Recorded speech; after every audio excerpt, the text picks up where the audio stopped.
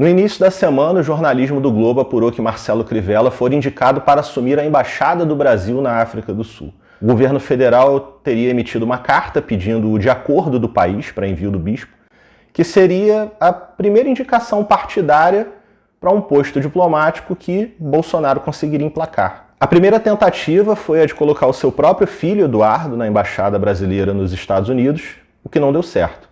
Esse movimento de Bolsonaro é claramente a tentativa de salvar Crivella da prisão e pacificar as relações com seu tio Edir Macedo, dono da Igreja Universal, e você vai entender esse quiprocó agora.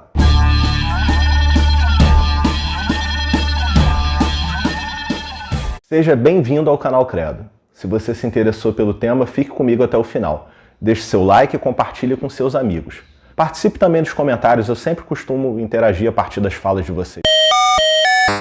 Se a gente olhar todo o tabuleiro de xadrez político, fica fácil entender que o bispo está sendo protegido pelo rei. Ou seria pelo cavalo. Marcelo Crivella foi preso no final do ano passado, a 9 dias de completar o seu mandato como prefeito do Rio de Janeiro, na operação da Polícia Civil batizada de Hades, que é a palavra grega usada no Novo Testamento para designar o inferno. Segundo as investigações, Crivella se beneficiou de um esquema operado pelo financista Rafael Alves, irmão de Marcelo Alves, indicado pelo então prefeito para a presidência da Empresa Municipal de Turismo, a Rio Tour. Foi a partir da delação do doleiro e agiota Sérgio Mizrahi, preso na Operação Câmbio Desligo, um desdobramento da Lava Jato no Rio de Janeiro, que se chegou no esquema de corrupção de Crivella, que não teve nada de sofisticado. Rafael Alves, que não era servidor, ganhou uma sala num centro administrativo municipal a poucos metros da casa de Crivella, na Barra da Tijuca, para recolher propina em troca de favorecimento aos fornecedores da prefeitura, na forma de contratos, aditivos e quitais. Segundo as investigações, parte dessa propina era repassada aos Marcelos, tanto Alves quanto Crivella. Crivella, sim, que como qualquer bandido, nega participação nos crimes, chegou a ligar para Rafael Alves no momento em que o celular do comparsa era apreendido pela Polícia Civil em março de 2020. Ao saber da operação na Rio Tour, ele liga para o integrante do bando e quem atende é o delegado, que vê o nome do prefeito no identificador de chamadas, se identifica ele, o delegado, anuncia a operação, ao que o bispo se borra todo e desliga.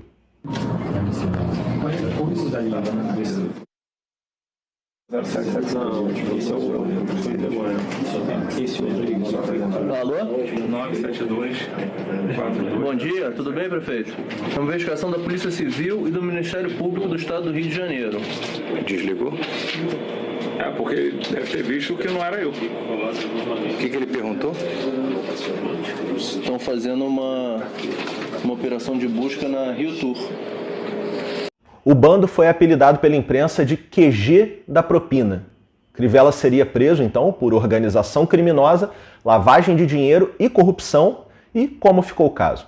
Bem, Crivella dormiu na cadeia dia 22 de dezembro, saiu no dia seguinte por decisão do ministro Humberto Martins, do STJ, e ficou de tornozeleira em casa até fevereiro, quando teve a prisão domiciliar revogada pelo ministro Gilmar Mendes, do STF. Na decisão, Gilmar proibiu o contato do ex-prefeito com investigados, determinou a sua apresentação periódica em juízo e, o mais importante, determinou o recolhimento do seu passaporte, uma das principais chaves de entendimento dessa indicação de Crivella a uma função diplomática. A outra chave está no fato de Gilmar Mendes ter retirado a competência da Justiça Estadual do Rio de Janeiro para julgar os crimes de Crivella. Isso porque, segundo delação, o QG da propina iniciou suas atividades ainda em 2016, durante sua campanha eleitoral, cujo tesoureiro fora o primo do bispo, Mauro Macedo. Provavelmente naquele esquema do me ajuda a te ajudar, né? Me favorece agora, porque se eu ganhar eu te favoreço depois, né? Quem quer rir, tem que fazer rir. De acordo com as palavras de Sérgio Mizrahi, foi Rafael Alves, operador e testa de ferro do QG do crime, quem angariou as pessoas físicas e jurídicas que doaram para a campanha, razão pela qual, em tese, Gilmar Mendes entendeu que seria necessário julgar primeiro o suposto crime eleitoral. E como no alfabeto chinês o mesmo ideograma é usado para as palavras crise e oportunidade, Eis que uma crise processual abre uma oportunidade de ouro para Crivella. A promotora Patrícia Tavares, do Ministério Público Eleitoral, pediu o arquivamento de parte do inquérito, mais especificamente da acusação de Caixa 2 eleitoral por falta de provas anteriores à delação. Ou seja, Crivella continuaria respondendo por organização criminosa, lavagem de dinheiro e corrupção, só que na justiça estadual novamente. E é nesse vácuo da competência de foro que está prestes a ser criado o mais novo foragido da justiça brasileira. Isso porque, se nesse lapso entre o arquivamento da denúncia de Caixa 2 eleitoral e o estorno da competência para a justiça estadual Crivella for nomeado embaixador, ele matará 2 coelhos com uma cajadada só. Ganha passaporte e imunidade diplomática que impedem a sua prisão e permitem que ele saia do país. E essa seria uma solução salomônica entre os clãs Bolsonaro e Macedo por diversas razões. Embora Bolsonaro tenha sido o cabo eleitoral de Crivella na campanha de reeleição fracassada do ex-prefeito, Bolsonaro deve a Crivella o palanque que recebeu do candidato a prefeito e a normalização do seu projeto de poder na cidade, mas não só isso.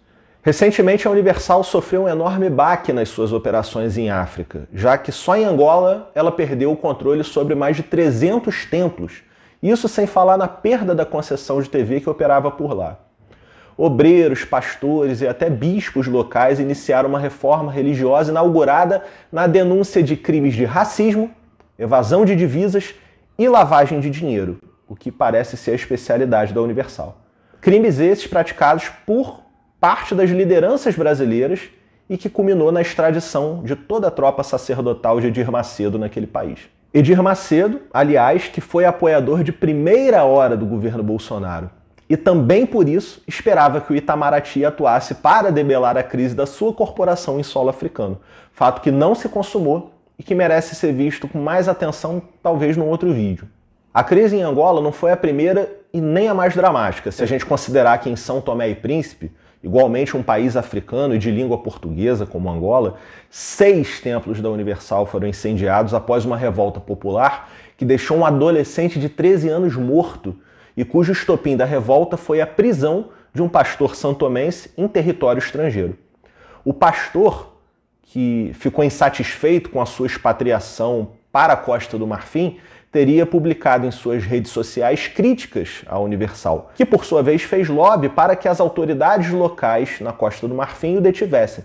Resultado, ele recebeu pena de prisão de 1 ano e, em São Tomé e Príncipe, a sua esposa, grávida, recebeu ameaças para que deixasse o país. Adivinhe de qual corporação? As denúncias do pastor perseguido envolveram as mesmas matérias: racismo e corrupção, além de esterilização de pastores mediante assédio moral da Universal. Nessa crise de 2019, em São Tomé e Príncipe, já não houve socorro do governo brasileiro, que em nota emitida pelo Ministério das Relações Exteriores à BBC Brasil, declarou não ter atuado por não envolver cidadão brasileiro a confusão. O pastor era santomense, no caso. Agora, no caso angolano, tampouco houve atuação da nossa diplomacia. Muito embora 34 brasileiros, entre bispos, pastores, obreiros e familiares, tenham sido extraditados do país. E isso tem muito menos a ver com aspectos técnicos da diplomacia brasileira do que com o minimalismo diplomático adotado pelo governo Bolsonaro, que aderiu a simples vassalagem perante os norte-americanos e parcerias pontuais com países irrelevantes, eventualmente governados pela extrema-direita. É importante dar atenção ao que disse Valente Luiz Bezerra, bispo e líder dos reformistas de Angola, porque, segundo ele, desde quando a Universal começou as suas atividades naquele país, foi se construindo uma estreita relação com o governo que se formou a partir de 1979 e durou até 2017, fazendo com que muitas denúncias que chegavam aos 3 poderes do país dessem em nada.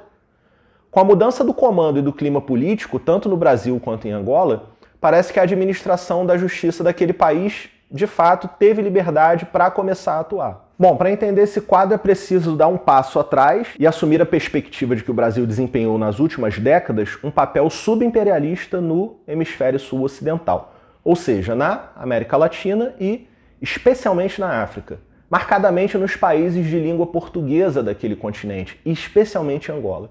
Enquanto nos anos 80 as empreiteiras foram o tentáculo industrial da hegemonia brasileira naquele país, a Universal, a partir dos anos 90, foi se constituindo um verdadeiro soft power, ou seja, um tentáculo ideológico de caráter religioso, já que o neopentecostalismo nada mais é do que a sacralização do neoliberalismo econômico pelo cristianismo.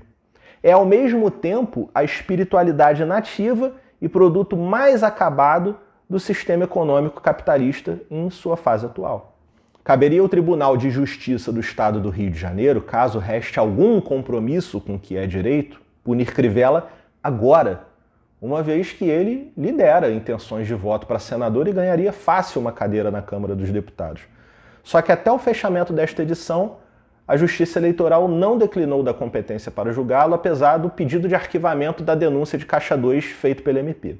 Bom, por enquanto, essa quase ida para a África do Sul como embaixador, caso se concretize, serviria muito bem como um salvo-conduto até que ele pudesse retornar do exterior praticamente eleito e com todas as prerrogativas de foro. Além disso, a sua nomeação é conveniente a Edir Macedo, que ganhará um reforço missionário da sua confiança, pago com dinheiro público, para reestruturar suas operações no continente africano.